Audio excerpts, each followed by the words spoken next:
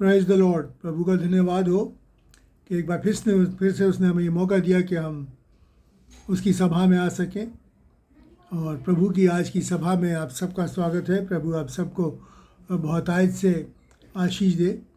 हम पढ़ेंगे पवित्र वचन में से फिलिपियों की पत्री उसका 4वां अध्याय और उसकी 4वीं आयत से लेकर और 8वीं आयत तक। फिलिपियों उसका 4वां अध्याय और 4थे पद से लेकर 8वें पद तक। और यहाँ परमेश्वर का वचन हमें इस तरीके से बताता है, प्रभु में सदा आनंदित रहो। मैं फिर कहता हूँ आनंदित रहो।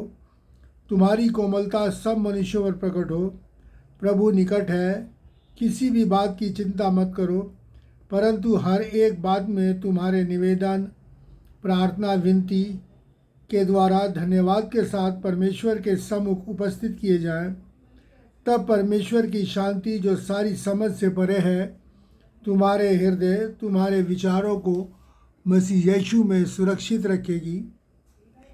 इसलिए है भाइयों, जो बातें सत्य हैं, जो बातें आदरणीय है, जो बातें उचित हैं, जो बातें पवित्र है, जो बातें सुहावनी है, जो बातें मनभावनी है, अर्थात जो भी सद्गुण और प्रशंसा की बातें हैं, उन पर ध्यान किया करो। परमेश्वर अपने वचन के पढ़े और सुने जाने पर बहुतायत से आशीष दे। जो आपके सामने पैसेज पढ़ा गया, थोड़ी देर के लिए हम उस पर विचार करेंगे और देखेंगे कि परमेश्वर इसके द्वारा हमको क्या बताना चाहता है, हम क्या कुछ सीखते हैं और परमेश्वर क्या चाहता है कि हम क्या करें, इसके अनुसार कैसे हम अपने जीवन को व्यतीत करें। 3 बातें ख़ास हैं जो यहाँ पर विचारनी है। पहली तो ये है कि हमें अपने विचारों को सच्चाई, अच्छाई और उचित बातों की ओर केंद्रित करना है। अपने जो मन के विचार हैं उनको सच्चाई, अच्छाई और उचित बातों की ओर केंद्रित करना है। दूसरी बात यह है कि उन बातों को हमें विचार करना है जिनमें प्रभु को महिमा और आदर दे सकें, और ये सारा कार्य हमें आनंद के साथ, खुशी के साथ करना है, ना कि दबाव के साथ। और तीसरी बात जो यहाँ परमेश्वर का वचन हमको बताता है कि इन बातों का हमको अभ्यास करना है। इन बातों का हमको अभ्यास करना है ताकि हम भलाई करने में निपुण हो जाए। क्योंकि कोई भी कार्य में अगर हम निपुण होना चाहते हैं, सिद्ध होना चाहते हैं, परफेक्ट होना चाहते हैं, तो उसके लिए ज़रूरी है कि मेरे को, आपको उसके लिए हम अभ्यास करें। जैसे कि एक धावक है वो दौड़ने का अभ्यास करता है, एक रेसलर है वो रेसलिंग का अभ्यास करता है, और कोई फुटबॉल प्लेयर है वो उसका अभ्यास करता है। तो इसी तरीके से परमेश्वर के वचन के अंदर बने रहने के लिए हमें इन बातों का अभ्यास करना है। ये परमेश्वर का वचन हमको बताता है। और पौलुस ने ये जो बातें लिखी हैं, ये इसीलिए लिखी हैं कि ये हमारे शारीरिक और आत्मिक जीवन की उन्नति के लिए लिखी हैं, ताकि हम लाभान्वित हों और एक अच्छा जीवन, जो प्रभु को ग्रहण योग्य जीवन हो, वो हमको बिता सके। और इन बातों में हमको जीना है। ये बातें लिखनी गई, हमने पढ़नी नहीं, सिर्फ यहीं पर ख़त्म नहीं होती, बल्कि इन बातों को हमें जीना है। क्योंकि अगर हम इन बातों को जिएंगे, इन बातों में अपनी ज़िंदगी व्यतीत करेंगे, तभी ये हमारे लिए भलाई के लिए होंगी, और तभी हमारा जो शारीरिक और आत्मिक जीवन है वो एक सिद्ध जीवन की ओर और सिद्धता की ओर हम बढ़ते चले जाएंगे। फिर हमें अपनी मन की जो स्थिति है उसके ऊपर हमें विचार करना है। क्या सचमुच में हमारी मन की जो स्थिति है, हमारी मनोस्थिति है, वो सच्चाई, अच्छाई और उचित कामों की ओर केंद्रित है? उचित कामों के ऊपर हम अपने ध्यान को हम लगा रहे हैं, हम उनका चिंतन मनन कर रहे हैं कि नहीं? क्योंकि जब तक हम उसको अपने जीवन में उनका चिंतन मनन नहीं करेंगे, उनको अपने जीवनों में नहीं उतारेंगे, तब तक हम उनका अभ्यास भी नहीं कर सकते। सबसे पहली चीज़ तो है कि ये वचन जो है परमेश्वर का, जो हमें दिया गया है, इसको हमें जीवन में उतारना है ताकि हम उसका अभ्यास कर सकें कि इसके अनुसार चलना है। क्योंकि जो चीज़ हमारे पास है ही नहीं, उसका क्या अभ्यास करेंगे? जो हमारे दिमागों और ख्यालों में भी नहीं है, उसका हम क्या अभ्यास करेंगे? इसलिए बहुत ज़रूरी है कि हम इन बातों को अपने हृदय में उतारें, ताकि उनको ध्यान में रखते हुए हम अपने जीवन को इन बातों के ऊपर की प्रैक्टिस करें, इनमें जीने की हम जो है प्रैक्टिस करें। और इनको अच्छाई भलाई, और जैसे कि मैंने आपके सामने ये बात रखा है कि उचित कार्य जो है हमें इनमें ख़ास तौर से देखना है कि हमें इनको भलाई को अच्छाई को करने के लिए हमें किसी दूसरे में बुराई नहीं ढूंढनी है कि हम अपने आप को अच्छा दिखाने के लिए दूसरे को बुरा साबित करें, उसके दूसरे के अंदर बुराई ढूंढें। नहीं, ऐसा हमें नहीं करना है, क्योंकि बहुत सी बार लोग क्या करते हैं कि अच्छाई में भी, भलाई में भी बुराई को ढूंढते हैं। प्रभु यीशु मसीह के साथ भी ऐसे हुआ। लूका 11 और उसके 5वें पद के अंदर लिखा है, और वहाँ पर परमेश्वर का वचन हमको क्या बताता है। वहाँ लिखा है जब प्रभु यीशु मसीह ने एक व्यक्ति में से दुष्ट आत्मा को निकाला, तो वहाँ पर भी ऐसा ही हुआ कि लोग क्या कहने लगे, अरे ये तो दुष्ट आत्माओं की सहायता से कार्य करता है। परमेश्वर, सच्चे जीवते परमेश्वर के लिए बातें बोलने लगे।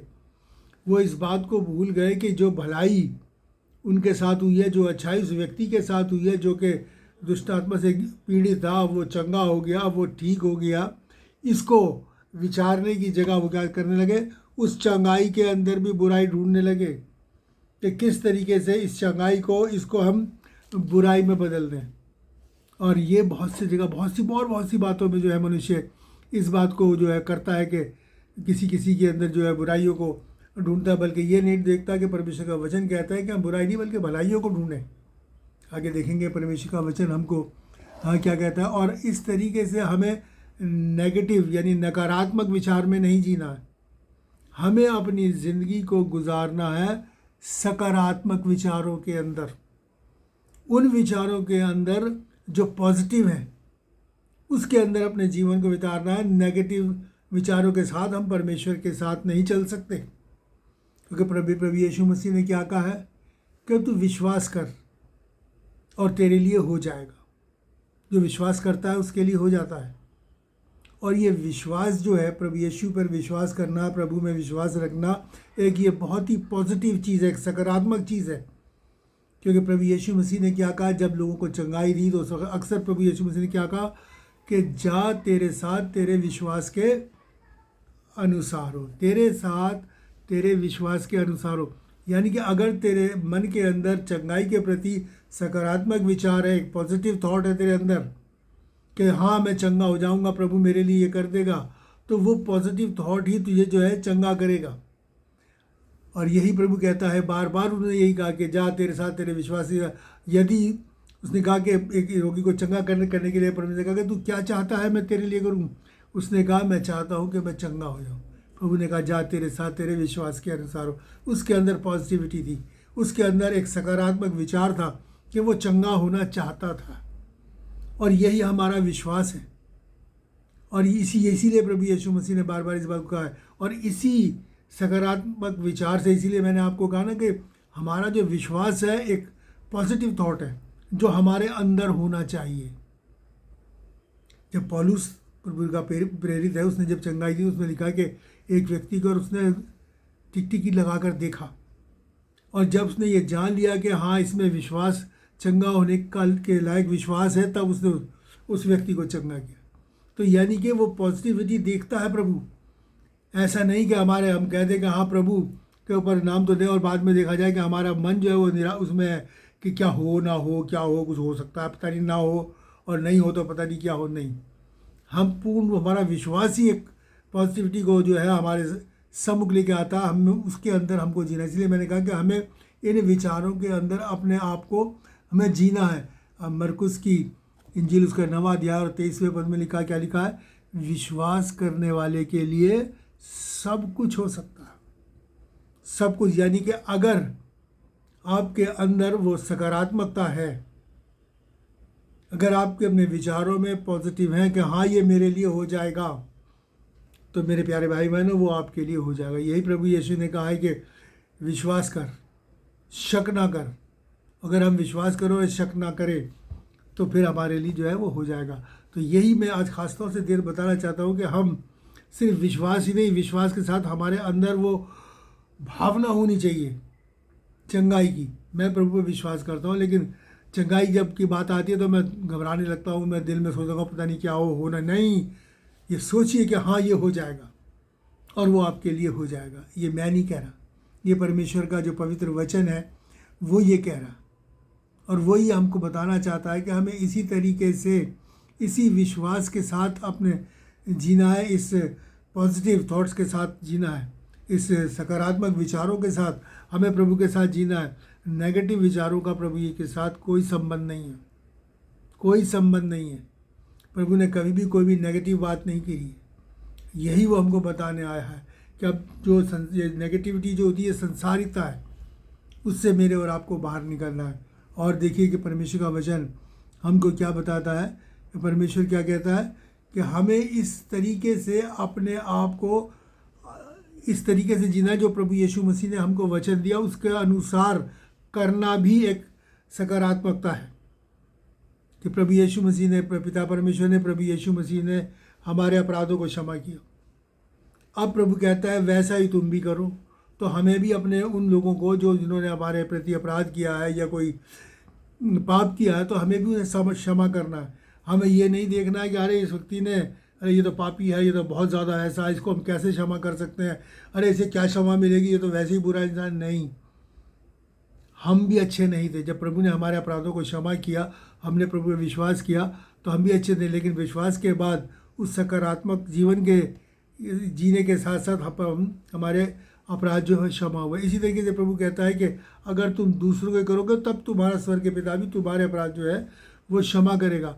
हाँ, अगर हमारे मन में ये है कि भैया हम इसका क्यों करें, जिसने हमारे प्रति कुछ किया है हम उसके क्यों करें, तो फिर स्वर्ग के पिता भी हमारे प्रति करेगा। वो भी हमारे प्रति वैसा ही व्यवहार करेगा जैसा व्यवहार हम दूसरे के प्रति करेंगे। जैसा नकारात्मक व्यवहार हमने दूसरे के प्रति किया, तो परमेश्वर चाहता है कि हम उन्हीं पॉजिटिव विचारों के अंदर अपने जीवन को हम व्यतीत करें। और जैसा मेरे और आपको आदेश दिया गया है इस पॉजिटिव परमेश्वर के वचन के अंदर कहा गया, वैसा ही मेरे और आपको करना भी है। इसलिए परमेश्वर के वचन में लिखा है, यशायाह नबी की पुस्तक में लिखा है, ना दाएं मुड़ना ना बाएं मुड़ना। और इब्रानियों की पत्री में क्या लिखा है कि तू अपने उद्धार के कर्ता को ताकता रहे, ना दाएं मुड़ ना बाएं मुड़। नेगेटिविटी का विचार बिल्कुल मत आने दे, सिर्फ अपने उद्धार के कर्ता प्रभु यीशु को ताकता रहे। तेरे जीवन के कार्य सफल होते चले जाएंगे, तू अपने जीवन में कामयाब होता चलेगा। देखिए कि परमेश्वर का वचन, और हम जो हमने अभी पढ़ा उसमें 5वें पद को हम देखें। 5वें पद में प्रभु का वचन क्या कहता है, किसी भी बात की चिंता मत करो, किसी की बात की चिंता मत करो। सॉरी, 5वां पद, वहाँ 5वें पद में लिखा है कि तुम्हारी कोमलता सब मनुष्यों पर प्रकट हो। हमारी कोमलता, कोमलता क्या है? परमेश्वर हमारा कौन है? दयालु है, करुणामयी है, नर्म है, दीन है। और वही कोमलता जो हमारे प्रभु में, वो कहता है कि सब मनुष्यों पे प्रकट हो। वो पॉजिटिव थॉट जो परमेश्वर ने हमारे अंदर डाले हैं, हमारे विश्वास के थ्रू हम तक पहुँचे हैं, वो जो है वो कहता है सब मनुष्यों में प्रकट हो। ऐसा ना हो कि हम प्रचार तो कर रहे हैं कि भाई हम प्रभु के प्रति पूरे वफादार हैं अपने पॉजिटिव विचारों का, लेकिन काम हमारे बिल्कुल सारे नेगेटिव हैं। ऐसा नहीं। इसलिए प्रभु कहता है कि वो कोमलता जो तुम्हें हासिल करी है उन विचारों के द्वारा, उस विश्वास के द्वारा, वो सब पे प्रकट होनी चाहिए, हमारे जीवन से दिखनी चाहिए।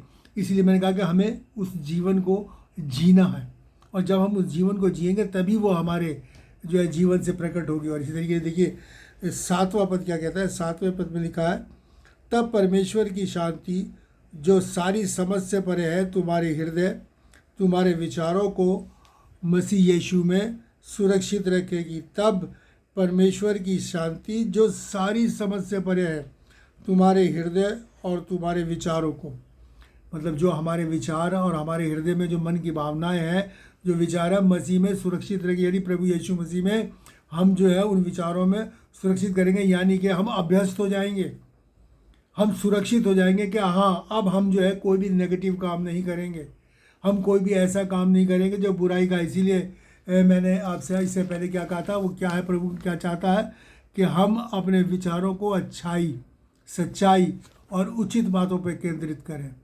तब अगर हम ऐसा करेंगे, इसका अभ्यास करेंगे, तब परमेश्वर की शांति जो समझ से परे है हमारे विचारों में काम करें, वो शांति हमारे अंदर स्थिर हो जाएगी परमेश्वर के द्वारा। और देखिए परमेश्वर का वचन क्या कहता है। हम 9वें पद को पढ़ें तो यहाँ पर 9वें पद में क्या लिखा है इसमें लिखा है कि परमेश्वर जो शांति का सोता है तुम्हारे साथ रहेगा। परमेश्वर जो शांति का स्रोत है, अगर हम ऐसा करेंगे, ऐसे विचारों के साथ हम जीवन व्यतीत करेंगे तो वो शांति का जो स्रोत है वो हमारे साथ रहेगा। और ये सोचिए कि जब परमेश्वर हमारे साथ हो गया तो फिर हमारा विरोधी कौन? हमारा कोई विरोधी नहीं हो सकता, क्योंकि वो विचार जो हमारे में सुरक्षित किए गए हैं परमेश्वर द्वारा, वो विचार हमारी ज़िंदगियों को संचालित करेंगे। और ना सिर्फ संचालित करेंगे, वो विचार लोगों पे प्रकट होंगे। ये व्यक्ति ऐसा है, ये व्यक्ति ऐसा है, और ये इसका मानने वाला है, इसलिए ये व्यक्ति ऐसा है। और फिर उससे क्या होगा कि वो लोग भी उन सकारात्मक विचारों के अंदर अपने जीवन को व्यतीत कर लेंगे। प्रभु की कितनी आशीष इसके पास, इतनी तमाम विपरीत परिस्थितियों में कितना शांत रहता है, क्योंकि वो शांति कौन सी है? परमेश्वर की वो शांति जो समझ से परे है, हमारे हृदयों के अंदर वास करेगी। ये परमेश्वर का वचन है जो परमेश्वर हमको दिया चाहता है। फिर हमें क्या करना है?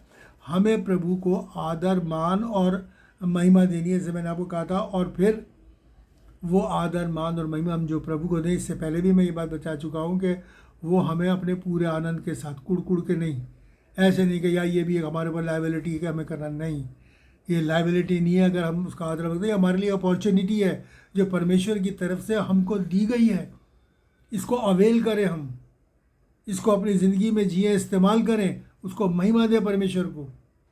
और यही वो प्रभु चाहता है कि हम ऐसा करें बड़े खुशी के साथ, आनंद के साथ। और मैं आपको एक बात बताना चाहता हूँ, अगर हम उन तमाम आशीषों को जो परमेश्वर से हमने पाई, मैं ये नहीं कह रहा कि हम परमेश्वर से पाते हैं, नहीं, जो हमने ऑलरेडी पाई, अगर हम उनकी एक लिस्ट बनाना शुरू करें तो मेरे प्यार बहनों, बहुत लंबी लिस्ट हो जाएगी। और तमाम जो हमारे नेगेटिव विचार है, जो नकारात्मक विचार है, वो अपने आप ही ख़त्म होते चले जाएंगे और हमारा मन आनंद विभोर हो जाएगा, आनंद से भर जाएगा। अरे परमेश्वर ने कितनी परेशानियों में से निकाला, हमें बीमारियों में से निकाला, हमारे सामने ये फाइनेंशियल प्रॉब्लम है, यहाँ से निकाला, ऐसी परिस्थिति आ गई थी कि हमारा एक्सीडेंट हो सकता था, ये वहाँ से हमें निकाला। अगर हम सबको लिस्ट बनाए ना, और आप कभी मौका लेगा अपने जीवन में करके देखिए इसको, तब आपको पता चलेगा कि परमेश्वर तो आपको सारे वक्त अपनी बाहों में छुपाए रहा, अपने सामर्थी परों में छुपाए रहा।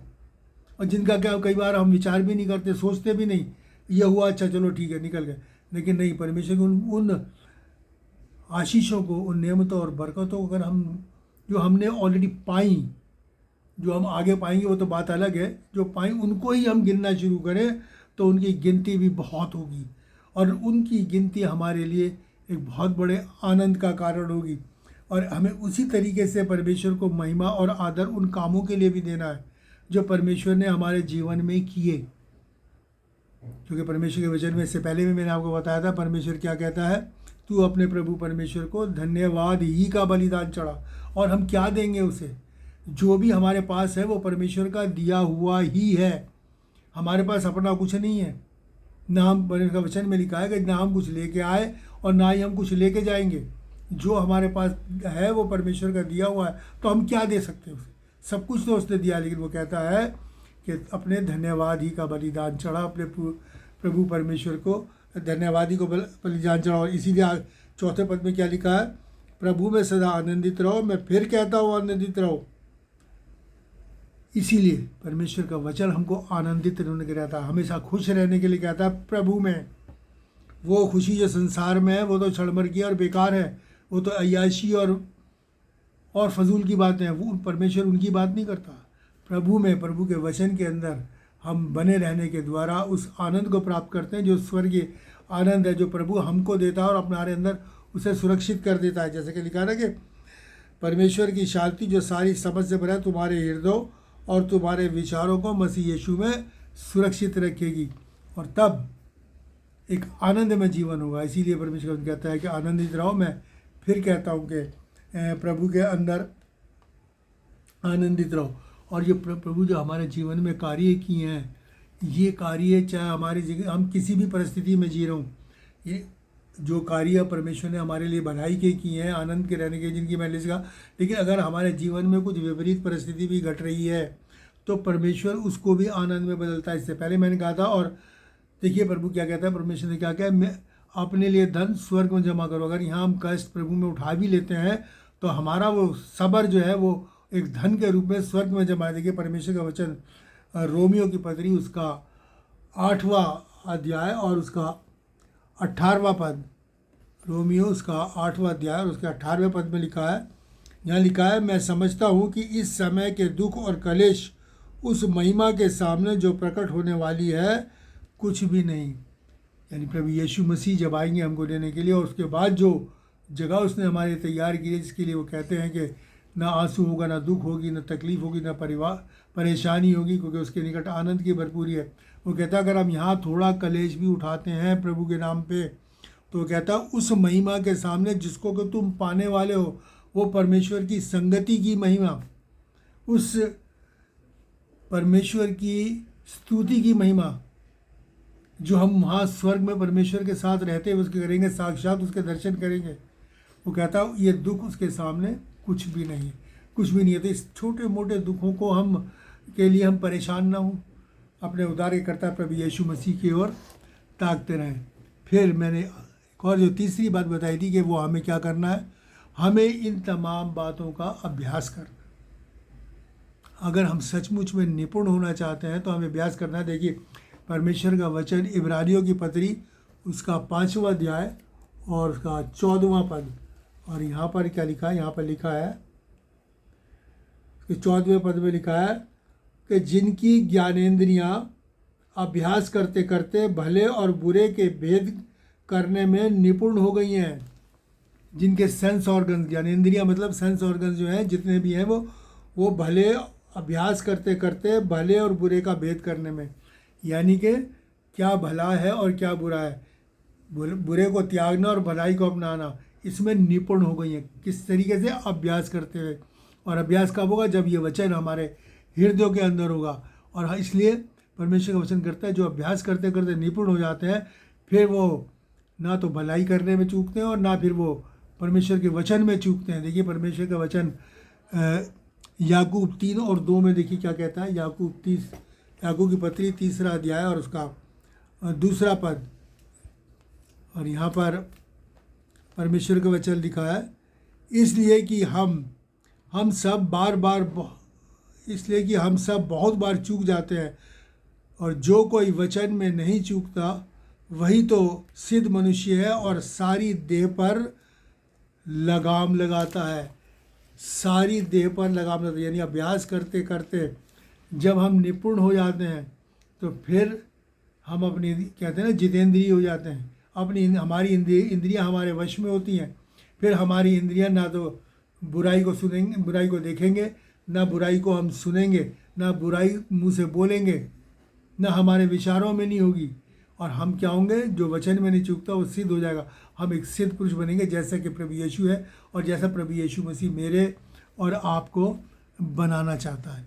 इसके लिए मेरे और आपको यह है कि इस वचन का अभ्यास करना है। और अभ्यास से क्या मतलब? किस तरीके से अभ्यास करेंगे? कि हमें इस वचन में जीना है। जैसे प्रभु यीशु मसीह दुनिया में आए, उन्होंने ये नम्रता का, भलाई का, दीनता का, क्षमा का जीवन इस संसार में जी के दिखाया। और वही जीवन प्रभु चाहता है कि हम जिएं, और इसका अभ्यास करें जीने का। एक बार गलती होगी, 2 बार गलती होगी, 3 बार गलती होगी, लेकिन धीरे धीरे क्या होगा? अभ्यास करते हम लोग निपुण हो जाएंगे भले और बुरे का। उसमें क्या, हम बुरे को त्यागेंगे और भलाई को अपनाएंगे। फिर कोई भी बुराई हमारे पर हावी नहीं हो सकती, क्योंकि हम उसमें अभ्यस्त हो चुके हैं। और इसलिए मेरे और आपको देखिए कि पद 8 भी आपके सामने मैं पढ़ दूँ इसका, और वहाँ पर परमेश्वर का वचन क्या कहता है, यहाँ पर लिखा है पद 8 के अंदर, इसलिए क्या हमें क्या, और देखिए इसमें बहुत सफाई से बताया कि हमें किन किन बातों का अभ्यास करना है। बड़ी अच्छी तरीके से जो आपके सामने पढ़ा गया था, फिलिप्पियों 4 उसका 4 से और उसका 8 पद। और यहाँ पर क्या लिखा है 8वें पद में, हे भाइयों, जो जो बातें सत्य हैं, जो जो बातें आदरणीय हैं, जो जो बातें उचित हैं, जो जो बातें पवित्र हैं, जो जो बातें सुहावनी हैं, जो जो बातें मनभावनी हैं, जो भी सद्गुण और प्रशंसा की बातें हैं, उन पर ध्यान किया करो। ध्यान का मतलब कि उनका अभ्यास करो। इन तमाम बातों का जो अभी पढ़ी हैं, इनका मुझे और आपको अभ्यास करना है। अगर हमें एक सिद्ध जीवन जीना है, अगर हमें जितेंद्रिय होना है, अपने आप को वश में रखना है, और जिससे कि हम बुराई से बचे रहें और भलाई हमारे जीवन में बहुतायत से दिन दूनी और रात चौगनी बढ़े। और देखिए इसी तरीके से 7वें पद को भी मैं आपके सामने पढ़ूँ, जहाँ पर आपने फिर से पढ़ूँ आपके सामने, इससे पहले भी मैंने पढ़ा था। वह लिखा है, तब परमेश्वर की शांति जो सारी समझ से परे है। परमेश्वर की वो शांति, संसार की शांति नहीं। संसार की शांति तो खूब अच्छी तरह समझते हैं, उसमें भी स्वार्थ है, लेकिन परमेश्वर की ऐसी अद्भुत शांति जो समझ से परे है, जिसको कि हम शब्दों में भी बयान नहीं कर सकते, सिर्फ महसूस कर सकते हैं। वो परमेश्वर क्या कहता है, तुम्हारे हृदय और विचारों को मसीह में सुरक्षित रखें। ये हमारे अंदर सुरक्षित रहेंगे, इन्हें कोई हमसे छीन नहीं सकता। और यही प्रभु चाहते हैं आज के वचन से, कि हम इस वचन के अंदर जो बातें सुहावनी, जो बातें मनभावनी, जो बातें उचित, जो बातें पवित्र, जो बातें मनभावनी है, जो सद्गुण और प्रशंसा की बातें हैं, उन प्रशंसा बातों को हम जिएं। और यही वो बातें हैं जो सच्चाई, अच्छाई और उचित बातें हैं, जिन्हें के मेरे और आपको अपने जीवन में अपनाना है। प्रभु इन वचनों के द्वारा आप सबको आशीष दे और हमको शक्ति और सामर्थ्य दे कि हम जो वचन आज हमने सुना है, उस वचन के अनुसार अपने जीवन को व्यतीत करें, उस वचन को हम जीने वाले बन सकें, उस वचन का, उस पवित्र वचन का अभ्यास अपने जीवन में करें, ताकि हम अभ्यस्त हो जाए, सिद्ध हो जाए और जितेंद्रिय हो जाए और परमेश्वर के योग्य, ग्रहण योग्य हों और परमेश्वर की शांति हमारे हृदय में वास करने पाए। प्रभु आप सबको आशीष दे। आइए हम प्रार्थना करें।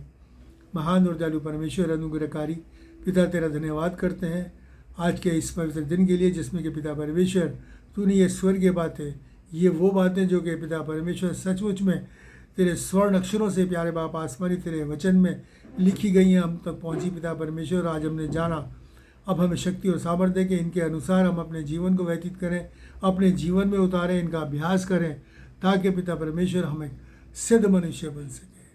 हर एक सुनने वाले के लिए तुझसे आशीष को मांगते हैं और हर एक को आशीष देते हुए धन्यवाद के साथ प्रार्थना प्रभु यीशु के नाम से मांगते हैं, आमीन।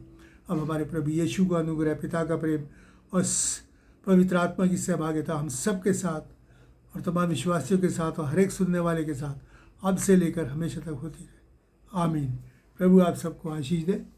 मैं फिर से आपसे निवेदन करूंगा कि इस वचन को ज़्यादा से ज़्यादा शेयर करें, सब्सक्राइब करें, ताकि ये दुनिया के छोर तक पहुँचे और प्रभु आपको इस वचन को फैलाने के द्वारा बहुतायत से आपको, आपके परिवारों को, आपके बच्चों को आशीष से भरे और बहुत से लोग एक सिद्ध जीवन जी सके, एक जितेंद्रिय जीवन जी सके, अपने आप को बुराई से दूर रख के भलाई में परमेश्वर के वचन में ढाल सके। God bless you. प्रभु आपको आशीष।